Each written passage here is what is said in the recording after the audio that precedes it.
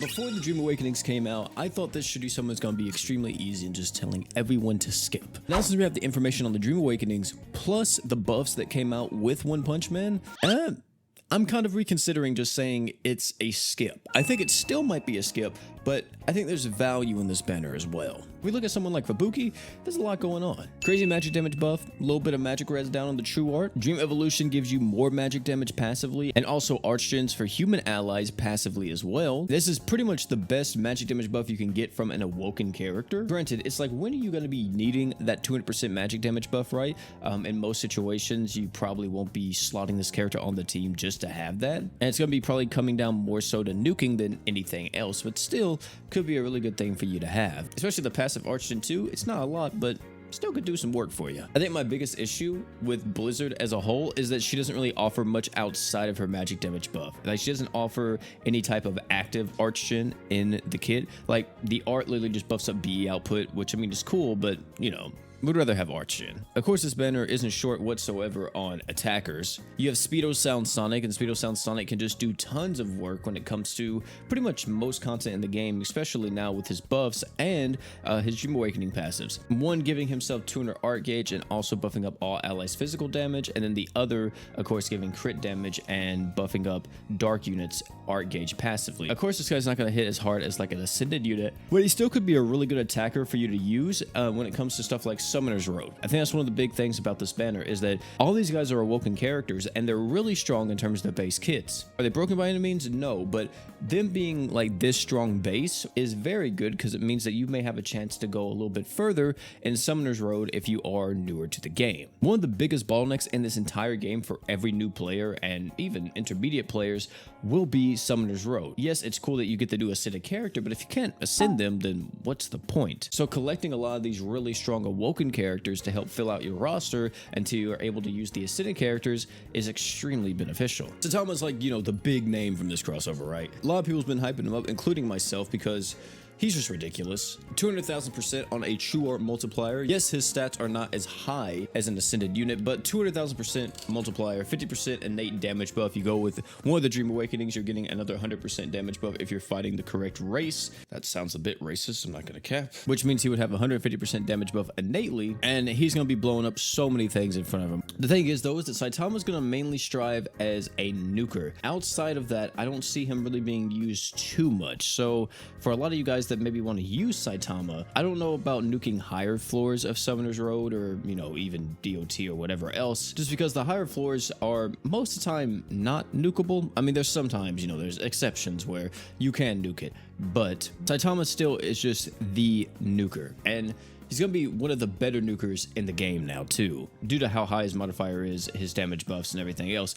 Even without something like super crits, just regular crit chance or defense ignore, whatever else is going to make him hit ridiculously hard. That's pretty much it. I mean, he's One Punch Man. What else do you expect him to do apart from punch bosses to death? One attacker that has a bit more flexibility, and I say flexibility, but I don't even know if I would call it that, but it's the man Garo. Garo is an accuracy beast. He buffs up his accuracy, he reduces evasion, and he's gonna hit like pretty hard too if you have him stacked up. Outside of that little niche though, you probably won't ever use Garo. I mean, he is a luck unit. One of his Dream Awakenings does give him like 200 art gauge at the start of the quest, so you can use him in like a nuking situation because of that. But I don't really see him being like a crazy nuker since he wants to stack his true art, where he's definitely fighting for a bit longer. Even his passives are like that. His human monster passive wants him to be in a quest for at least a minute so he can get all the way up to like 50% attack. But hey, if you fight an evasion boss, you can throw Garo in it and he actually probably do a lot of work. And last but not least unit that we are going to be talking about right now is going to be Terrible Tornado, or TT. She got buffed to her unique ability. She now gets 200% damage up during break. She got modifier buffs across the board, break power increases, and also now a 100% chance to paralyze an enemy. It's no longer a high chance, so that's good. With the Dream Evolution, she gets more break power against water units, or if you get the other one, it gives you more HP for the entire team, and you also autofill Earth units arcade by 2, which is a very solid buff as well. My main issue with TT being a breaker, and this has always been my issue when it came to this unit, she has all magic slots. Even now in global, how we currently are, and even in JP, there's not too many break up equips, or hardly, there might not even be a single one that's a magic equip, which is really good that she actually got the 100% break power buff on the True Art, because she's definitely going to need that. But I don't know, it just really rubs me the wrong way whenever there's a character in the game that is a breaker, and the only thing that can help them break is just their kit, and they can't utilize any of the break equips to make them a bit better. That's just my main issue, but if you use TT, you're still gonna be able to break really well, especially if you get some arc gauge on this girl. She's gonna hit really hard with her break values, and you're not gonna really have an issue. It's just a little nitpick I have for not being able to use break equips. So now here we are at the verdict of the banner. Should you summon on this banner or should you not? And here's what I'll tell you guys.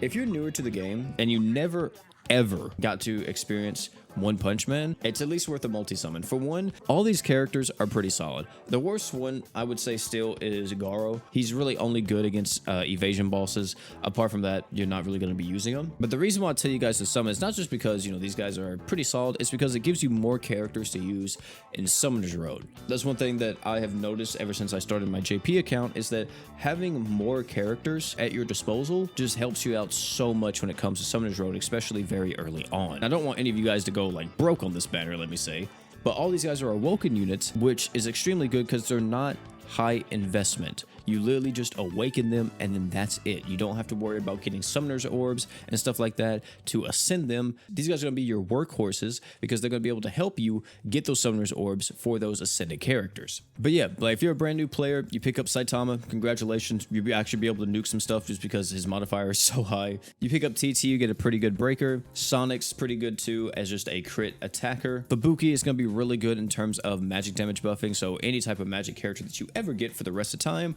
will be able to get buffed by Fubuki, and she's going to do great. When it comes to everyone else, intermediate veterans, especially those that have been around the last few times this crossover came out, I say last few like it was recently, it's been 4 years. Summoning on this crossover really isn't worth it. Like, I'm missing Saitama, and I'm very tempted to summon because I know I'll have a lot of fun just nuking stuff with Saitama, and I have so many characters be able to buff him up like crazy, but I'm not going to summon on this banner. For one, it is a awoken banner. Even if those guys are really good and Saitama is like just insane as a nuker, it's really hard to justify spending crystals on an awoken banner, especially for more veteran players. Another thing is too, it's really hard to summon on these banners when we know there's going to be more Ascended characters coming very soon. We're going to be having more story chapters, which I think the next character from the story is going to be the Celia that comes out. After Celia, it's going to be BF Emperor. Following that, you know, we also will have the next crossover, which will more than likely be Kill la Kill, so Hoka would be coming out, and there's just gonna be like so many new Ascended characters coming out that we're gonna want to summon on. Getting awoken characters in this day and age is kind of like a little bit of a scam almost. For a lot of people that are already set up and they can do Summoner's Road, there's no real point for you to summon on this banner. Unless you're just a fan of Saitama or One Punch Man, then hey, knock yourself out, you know, do a multi-summon. A multi-summon never hurts, but I definitely do not go deeper than that. And yeah, that's pretty much how I feel. I was planning on doing a summon video for this just to try to see if I get Saitama, but how I'm feeling right now, I'm not sure if I still want to do that or if I just want to wait for the Forever Summon, since the Forever Summon has Saitama in it, and hopefully I'll be able to get him from that. But man, dude, me and Forever Summons recently just do not go together. I get shafted so freaking much, but hey, that's gonna be it for this one. Thank you all for hanging out. Tell me down below if you guys are gonna be summoning this banner or you guys gonna be skipping, and if you are summoning, tell me who you're going for, or who you're gonna be Dream Awakening from this crossover. You guys got a favorite or anything? I'm pretty sure a lot of you guys are gonna be Dream Awakening Saitama or whoever, but hey, thank you all again for hanging out. It's been your boy P. I gotta edit this video and start mentally preparing myself for all the videos coming out in the next few days. Oh, and one more thing before I leave, don't forget to drink water.